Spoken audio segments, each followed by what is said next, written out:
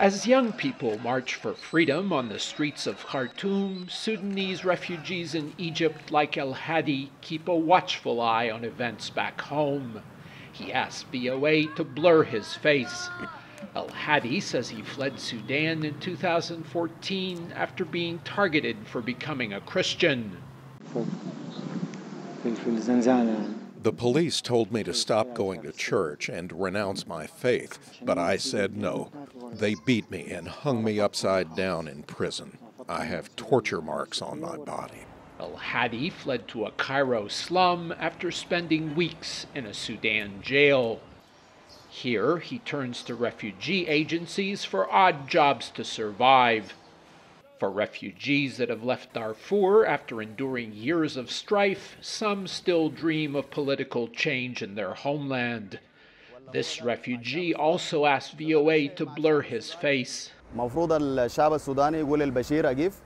hope the Sudanese people will seize their destiny and make the president chart a course towards democracy. Despite the struggles of daily life, Salah says Egyptians have been kind to him. Noor Khalil, an immigration lawyer, says the refugee crisis here is even worse than the official figures suggest. 230,000 refugees are officially registered with the UN in Egypt, but no one knows their real number. President Abdel Fattah al-Sissi says Egypt has millions of refugees and the burden is heavy. Egypt is hosting millions of refugees, offering them schooling and health care, despite the difficult circumstances the Egyptian people themselves have gone through in recent years. The UN Refugee Agency says Egypt has given refugees safe haven and in some cases the right to work, to health care, and to schooling.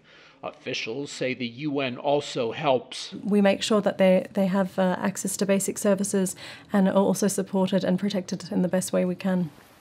The life of a refugee in Egypt is a struggle, so much so that many go on to Libya and from there try to reach Europe by boat, a journey that many do not survive.